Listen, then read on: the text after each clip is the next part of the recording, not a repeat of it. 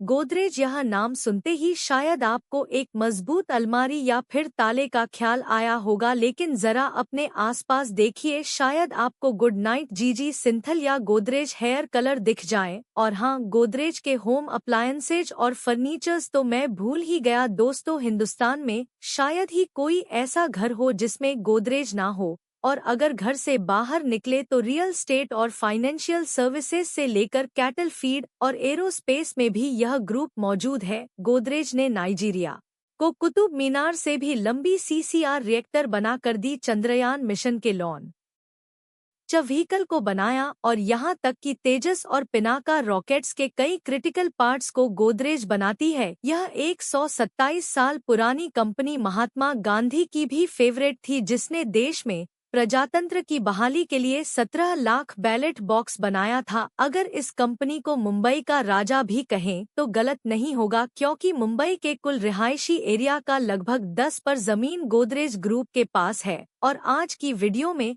हम गोदरेज ग्रुप की हिस्ट्री और बिजनेस एम्पायर के अलावा यह जानेंगे कि मुंबई में इतना बड़ा बैंक उनके पास आया कहां से। यह बात है साल 18,940। गोदरेज ईस्ट अफ्रीका के जंजीबार में प्रैक्टिस करने जाते हैं।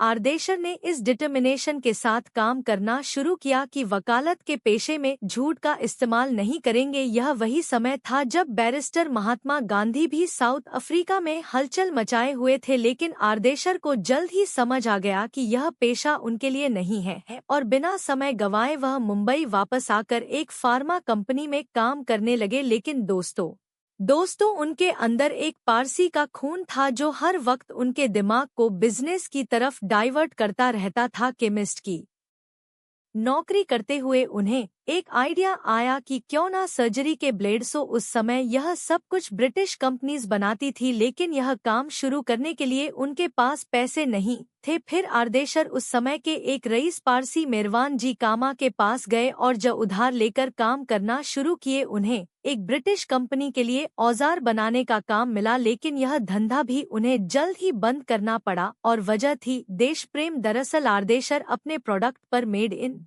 इंडिया लिखना चाहते थे, लेकिन ब्रिटिश पार्टनर इसके लिए तैयार नहीं था। आर्देशर का पहला धंधा जो कर्ज लेकर शुरू हुआ वह फेल हो चुका था। वह निराश थे और अपने फ्यूचर के बारे में सोच रहे थे। उसी दौरान उन्हें न्यूज़पेपर में एक खबर देखी कि मुंबई में चोरी की घटनाएं बढ़ती जा रही हैं, और साथ में पुलिस कमिश्नर ने लोगों को अपने घर और ऑफिस की सिक्योरिटी को और बेहतर करने के लिए अपील किया था। आर्देशर के दिमाग में फिर एक बिजनेस आइडिया आया कि क्यों ना अच्छी क्वालिटी का ताला बनाया जाए, लेकिन बात वहीं जाकर फंसी कि अब पैसे कहां से लाएं। वह मेरवान जी के पास फिर गए और अपना पुराना कर्ज नहीं चुका पाने के लिए माफी मांगे, साथ ही अपने नए बिजनेस में कुछ मदद के लिए रिक्वेस्ट किए। मेरवान जी खुद एक व्यापारी थे और आर्देशर की ईमानदारी पर उन्हें भरोसा था। वह मदद के लिए जब तैयार हुए तो 18,971 स्क्वायर फीट के एक छोटे से गोदाम से ताला बनाने का काम शुरू किया गया। गुजरात और मालाबार से ट्रेन कारीगर बुलाए गए और एंकर के नाम से ताले को मार्केट में उतार दिया गया। और दोस्तों यहीं से शुरुआत हुई गोदरेज ग्रुप के विशाल बिजनेस एम्पायर की। गोदरेज का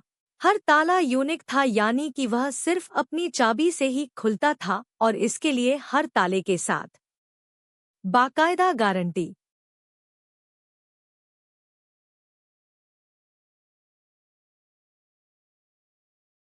का एक सर्टिफिकेट भी दिया जाता था। आर्देशर की इस पहल ने लोगों का भरोसा जीत लिया और उनका धंधा तेजी से चलने लगा। लेकिन इस सक्सेस ने उन्हें ताले से एक कदम आगे सोचने पर मजबूर किया। दरअसल मुंबई उस समय भी अमीरों का ही शहर था, और बैंक लॉकर्स की सुविधा नहीं होने से लोग अपना पैसा और जेवरात घर में ही रखते थे। आर्देशर ने सोचा कि क्यों ना लोगों को एक मजबूत आलमा या तिजोरी बनाकर दिया जाए, ताकि वह अपने कीमती सामान सुरक्षित रख सकें।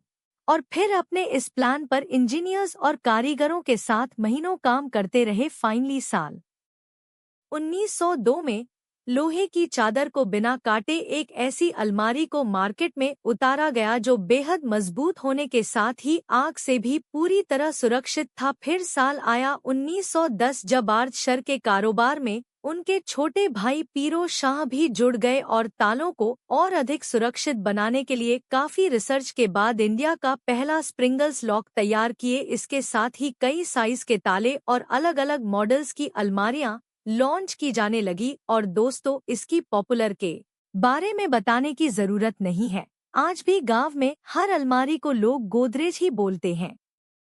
लड़की की शादी में गोदरेज की अलमारी देना शान की बात मानी जाती है। असल में गोदरेज की शुरू से ही यह स्ट्रेटजी रही है कि अपने प्रोडक्ट को इतना पॉपुलर कर दो कि वह पूरी कैटेगरी पर ही कब्जा कर ले। आर्देशर को लगा कि धंधा तो अच्छा चल ही रहा है और पीरो शाह भी पूरी लगन से लगे हुए हैं, तो क्यों ना एक बार विदेश जाकर वहां की टेक्नोलॉजी को भी देखा जाए। उन्होंने इंग्लैंड, फ्रांस और जर्मनी का एक टूर फाइनल किया, लेकिन उस टूर के पहले वह मेहरवान जी से मिलने गए जिनके कर्ज के पैसों से इतना बड़ा बिजनेस एम्पायर खड़ा हुआ था। उन दिनों मेहरवान जी काफी बीमार चल रहे थे। आर्देशर ने जब उनको पुराने पैसे लौटाने की बात की तो उन्होंने पैसे लेने से साफ मना कर दिया, लेकिन बोले कि हो सके तो मेरे भतीजे बॉयज को अपने यहाँ कुछ काम दे देना। आर्देशर ने बॉयज को कंपनी में नौकरी नहीं दी बल्कि उन्हें कंपनी में पार्टनर बना लिया और कंपनी का नाम गोदरेज एंड वाई कर दिया। हालांकि आर्देशर के विदेशी दौरे से लौटने के बाद ही बायस कंपनी से यह कहकर अलग हो गए कि उन्हें इस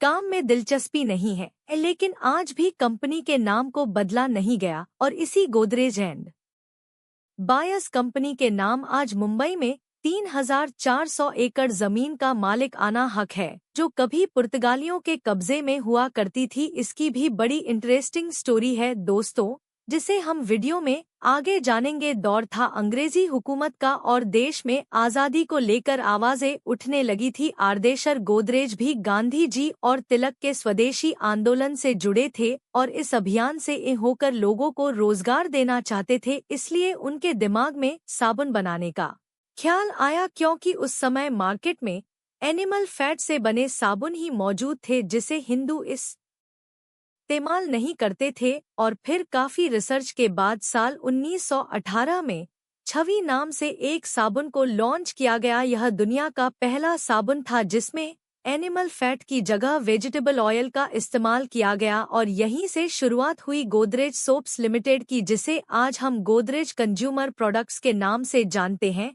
छवि के बाद गोदरेज ने नंबर 2 साबुन पेश किया, जिसका रीजन था कि अगर नंबर 2 साबुन लोगों को पसंद आई तो नंबर 1 अपने आप हिट हो जाएगी, और हुआ भी वैसा ही। गोदरेज नंबर 1 साबुन 1922 में बाजार में आई और आज भी मौजूद है। दोस्तों, साबुन का यह कारोबार इतनी तेजी से आगे बढ़ा कि ताले और अलमारी का कारोबार अपने भाई पीरो शाह को सौंपकर आर्देशर गोदरेज पूरी तरह से इसी बिजनेस में लग गए। 1926 में टर्किश बाथ और फिर वतन साबुन को मार्केट में उतारा गया, जिसकी ब्रांड एम्बेसडर मधुबाला थी। खुद गांधी जी और रविंद्रनाथ टैगोर ने इस स्वदेशी का प्रचार किया। फिर साल आया 1928 जब आर्देशर गोदरेज अपना पूरा कारोबार पीरो शाह को सौंपकर नासिक चले गए, क्योंकि उनके कोई बच्चे नहीं थे और वाइफ की डेथ पहले ही हो चुकी थी। फिर 1936 में आर्देशर की डेथ के बाद शुरुआत हुई एक नए युग की और कंपनी को पीरोज शाह के रूप में एक नया मालिक मिला, जो पूरी शिद्दत से कंपनी की लिक्सी को आगे बढ़ाने में जुट गए। गोदरेज की सेल्स दिन बदन बढ़ती गई और साल 1944 की एक घटना जब अखबारों में छपी तो लोगों का भरोसा गोदरेज पर और बढ़ गया। दरअसल मुंबई के बंदरगाह पर ब्लास्ट के बाद भीषण आग लग गई थी, जिसमें सब कुछ जलकर खाक हो गया। काफी लोग मारे भी गए, लेकिन अगर कुछ बचा तो गोदरेज की कुछ अलमारियां और उसमें रखे पेपर्स। इस घटना के बाद सभी सरकारी दफ्तरों और बैंकों में गोदरेज की ही अलमारियां इस्तेमाल की जाने लगी। साल 1951 में आज़ादी के बाद निष्पक्ष चुनाव के लिए जब एक मजबूत बैलेट बॉक्स की जरूरत पड़ी तो सरकार ने इसके लिए भी गोदरेज को चुना और 17 लाख बैलेट बॉक्स बनाए गए। 1952 में सिंथॉल के मार्केट में आने के बाद गदज इंडिया का सेकंड लार्जेस्ट शो प्लेयर बन गया और इसके बाद 1955 में इंडिया का पहला टाइपराइटर और 1958 में इंडिया का पहला रेफ्रिजरेटर लॉन्च किया गया। फिर साल आया 1972 जब फिरोज शाह की डेथ के बाद उनके 4 बेटे नवल बरजोर जी दोसा भाई और सोहराब ने गोदरेज ग्रुप की कमान को अपने हाथों में लिया, क्योंकि सोहराब और दोसा भाई गोदरेज की पीढ़ियां आगे नहीं बढ़ी, इसलिए गोदरेज ग्रुप का पूरा बिजनेस नवल और बरजोर जी अपने परिवार के साथ मिलकर संभालने लगे। जोर जी और उनका परिवार साबुन का कारोबार देखने लगा, जबकि सिक्योरिटी सॉल्यूशंस और टेक्निकल बिजनेस नवल गोदरेज अपने परिवार के साथ संभालने लगे। अब चूंकि बिजनेस को संभालने के लिए लोग भी ज्यादा थे और यंग जनरेशन भी इवॉल्व थी, इसलिए गोदरेज का प्रोडक्ट पोर्टफोलियो तेजी से बढ़ने के साथ ही उनका बिजनेस भी अलग अलग सेक्टर्स में डाइवर्सिफाई होने लगा। सबसे पहले अगर हम आदि और नादिर गोदरेज की बात करें तो एक होल्डिंग कंपनी गोदरेज इंडस्ट्रीज बनाकर उन्होंने अपने शॉप बिजनेस का नाम गोदरेज कंज्यूमर प्रोडक्ट्स लिमिटेड कर दिया और आज साबुन के अलावा good night, hit fast card और गोदरेज डाई जैसे कई पॉपुलर प्रोडक्ट उनके पास हैं। और अभी साल 2023 में GCPL ने लगभग 3000 करोड़ में रेमंड के FMCG बिजनेस को भी एक्वायर कर लिया है। साल 1990 में एक real estate company Godrej properties की शुरुआत हुई, जिसे आज 65 से भी ज्यादा रेजिडेंशियल और कमर्शियल प्रोजेक्ट्स का एक्सपीरियंस है और 60,000 से ज्यादा फैमिली जिनके बनाए घरों में रहती हैं। 1991 में एनिमल फीड का बिजनेस गोदरेज एग्रोवेट शुरू किया गया और यह Godrej Interio industrial logistics and tools और गोदरेज एरोस्मिथ हैं। लेकिन दोस्तों, एक इंटरेस्टिंग बात यह है कि गोदरेज की सभी कंपनीज में दोनों परिवारों का क्रॉस होल्डिंग्स है, यानी कि कंपनी के सभी फैसलों में पूरे परिवार की हिस्सेदारी होती है और इसीलिए गोदरेज परिवार को एक मिसाल माना जाता है कि इतना बड़ा बिजनेस एम्पायर होने के बावजूद